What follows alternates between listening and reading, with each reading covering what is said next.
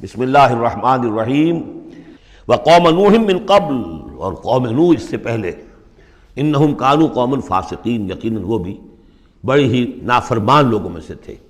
اب دیکھیے ایک رکوع میں سب کا ذکر ہے سوائے ایک کے کہ حضرت شعیب کا ذکر اس میں نہیں آیا، حضرت نوح کا، ہود کا، صالح کا، لوط کا، موسیٰ کا، ابراہیم کا علیہ الصلوۃ والسلام، باقی صرف حضرت شعیب کا ذکر نہیں ہے۔ اب ایک ایک جملے کے اندر آ رہی ہے بات، یہ شروع میں آئی ہیں، بعد میں آئی ہیں وہ طویل، ایک ایک کے لیے ایک ایک رکوع ہے، بعض جگہ اس سے بھی زیادہ ہے، دو دو تین تین رکوعوں میں تذکرہ ہو رہا ہے۔ وَالسَّمَاءَ بَنَيْنَاهَا بِأَيْدٍ، اور دیکھو یہ آسمان ہم نے بنایا اپنے ہاتھوں سے، وَإِنَّا لَمُوسِعُونَ۔ اس کا عام ترجمہ جو پہلے کیا گیا تھا وہ یہ تھا کہ ہم وسعت رکھنے والے ہیں، لیکن آج ہم اس کا ترجمہ کریں گے ہم اس کو توسیع دینے والے ہیں۔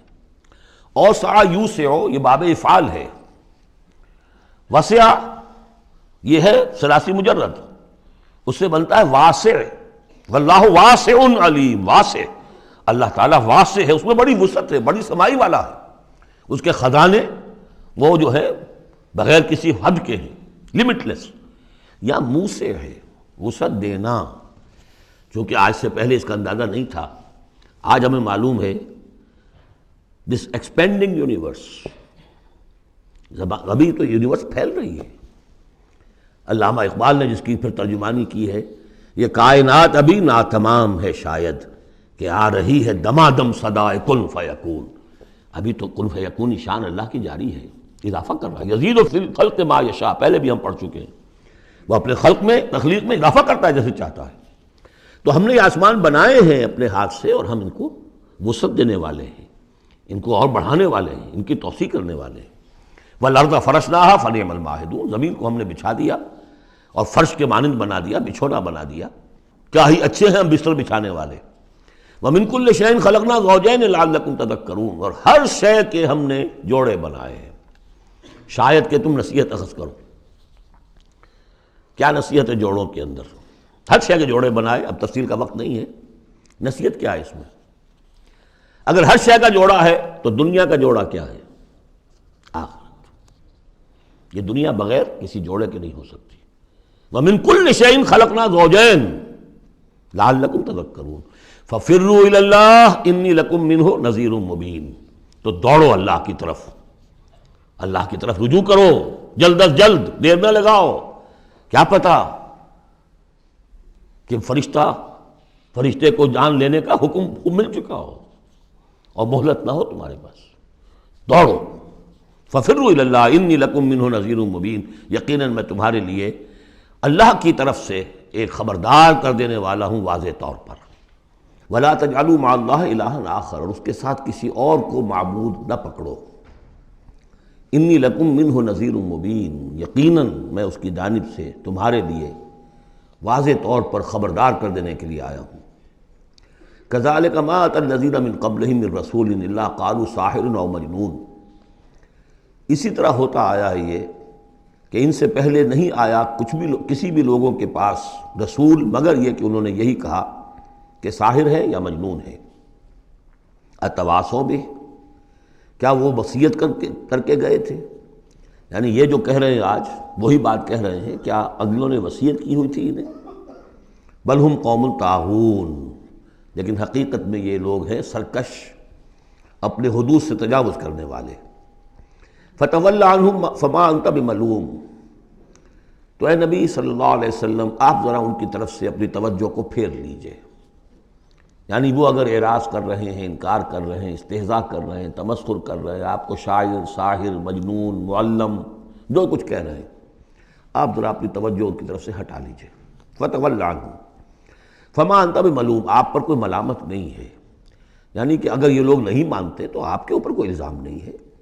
آپ دیکھیے جو لوگ سننا چاہتے ہوں، سمجھنا چاہتے ہوں، جاننا چاہتے ہوں، ماننا چاہتے ہوں، ان کی طرف توجہ مبذول فرمائیے۔ وَذَكِّرْ فَإِنَّ الذِّكْرَىٰ تَنفَعُ الْمُؤْمِنِينَ، تاہم آپ تذکیر کرتے رہیے، یاد دہانی کرتے رہیے، اس لیے کہ یہ تذکیر، یہ یاد دہانی، یہ نصیحت، یہ تعلیم، یہ تلقین، یہ تبلیغ اگر ان کے حق میں مفید نہیں ہو رہی تو اہل ایمان کے حق میں مفید ہو رہی ہے، ان کے ایمان میں اضافہ ہو رہا ہے۔ جو بھی نئی صورتیں نازل ہو رہی ہیں، جو بھی اللہ کی طرف سے آپ مزید انہیں آیات سنا رہے ہیں، اس سے اہل ایمان کے ایمان میں اور ایزادگی ہو رہی ہے، افزونی ہو رہی ہے۔ وما خلقت الجن والانس الا لیعبدون، اور میں نے نہیں پیدا کیا جنوں اور انسانوں کو مگر صرف اس لیے کہ میری بندگی کریں۔ یہ بہت اہم آیت ہے قرآن مجید کی، اس لیے کہ یہ تخلیق انسانی کی جو غایت ہے۔ دیکھیے، ایک سوال عام طور پر لوگ کیا کرتے کہ اللہ نے کیوں پیدا کیا، تخلیق کی کا سبب کیا ہے؟ یہ ایک علیحدہ مسئلہ ہے اور یہ بہت مشکل مسئلہ ہے۔ فلسفیوں نے بھی، جنہوں نے بھی کوشش کی ہے اس مسئلے میں کچھ غور و فکر کی، بہرحال انہوں نے اپنی اپنی آراء دی ہیں، کسی موقع پر وہ بات میں عرض کروں گا۔ ان میں بھی ایک رائے ہے کہ جو وقی ہے، لیکن اصل مسئلہ یہ کہ غایت کیا ہے۔ تم نے اگر یہ نہیں سمجھا کہ تمہاری تخلیق کیوں ہوئی، تو اس میں تمہارے لیے کوئی نقصان کی بات نہیں ہے۔ لیکن تمہیں اگر یہ معلوم ہو جائے کس لیے پیدا کیے گئے ہو، اگر یہ معلوم نہیں ہوگا تو زندگی بیکار جائے گی۔ لہذا اصل شے یہ کہ تم پیدا کیے گئے ہو اس لیے کہ اللہ کی بندگی کرو۔ لیکن وہ کیا ہے بندگی؟ میں نے بارہا عرض کیا ہے، اس کو تین حصوں میں سمجھیے کہ بندگی یا عبادت، ایک ہے اطاعت، ہمتن اطاعت، اور نمبر دو اس کی روح اطاعت، وہ ہونی چاہیے محبت، اللہ کی محبت، غایت الحب مع غایت الذل والخضوع، یہ ہے اصل عبادت۔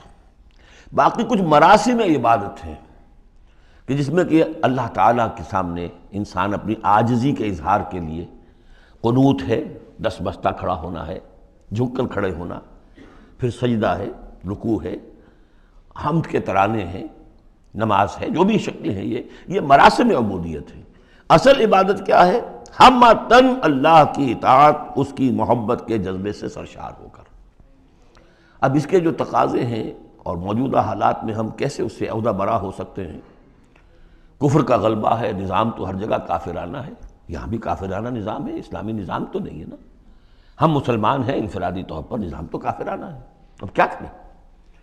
ہمارا زیادہ زیادہ ہم کہہ سکتے ہیں کہ ہم اپنی زندگی کے 10-15% میں اللہ کی اطاعت کر رہے ہیں، باقی ہماری پوری زندگی اجتماعی جو نظام ہے اس کے ساتھ جکڑی ہوئی ہے، تو اب اس کی کیا صورت ہو؟ وما خلقت الجن والانس الا لیعبدون، میں نے نہیں پیدا کیا ہے انسانوں اور جنوں کو مگر اس لیے کہ میری بندگی کریں۔ اسی کو شیخ سعدی نے کہا ہے، زندگی آمد برائے بندگی، زندگی بے بندگی شرمندگی۔ چاہے اور آپ نے کچھ بھی کر لیا ہے، ڈھونڈنے والا ستاروں کی گزرگاہوں کا اپنے افکار کی دنیا میں سفر کر نہ سکا، آپ نے ساری جو ہے اکتشافات کر لیے، ایجادات کر لی، بندگی نہیں ہے تو زندگی جو ہے بیکار گئی، ضائع ہو گئی۔ ما اريد منهم من رزق، میں ان سے کسی رزق کا طالب تو نہیں ہوں۔ وما اريد ان يطعمون، نہ میں یہ چاہتا ہوں کہ یہ مجھے کچھ کھلائے پلائیں۔ ان اللہ هو الرزاق ذو القوة المتین، تو اللہ خود ہے رزاق جو سب کو رزق دیتا ہے، قوت والا ہے، مضبوط ہے، اسے کسی کی طرف سے کوئی احتیاج ہے ہی نہیں۔ فإن للذین ظلموا ذنوبا مثل ذنوب اصحابہم فلا یستعجلون، جب ڈول جو ہے پانی کا جب پوری طرح بھر جائے اسے کہتے ہیں ذنوب۔ یقیناً ان کافروں کے اور ان مشرکوں کے ڈول بھی بدعمالیوں کے، ان کے کفر و شرک کا ڈول بھر چکا ہے، جیسا کہ ان سے پہلے اصحابہم کے ساتھیوں کا ذنوب مثل ذنوب اصحابہم فلا یستعجلون، تو اب یہ جلدی نہ کریں، ڈول بھر چکا ہے، کسی وقت کھینچ لیا جائے گا۔ اب اگر ذرا وقت اور دیا جا رہا ہے تو اس سے دھوکہ نہ کھائیں۔ فویل للذین کفروا من یومہم الذی یوعدون، تو ہلاکت اور خرابی اور بربادی ہے ان کافروں کے لیے اس دن جس دن کا ان سے وعدہ کیا جا رہا ہے۔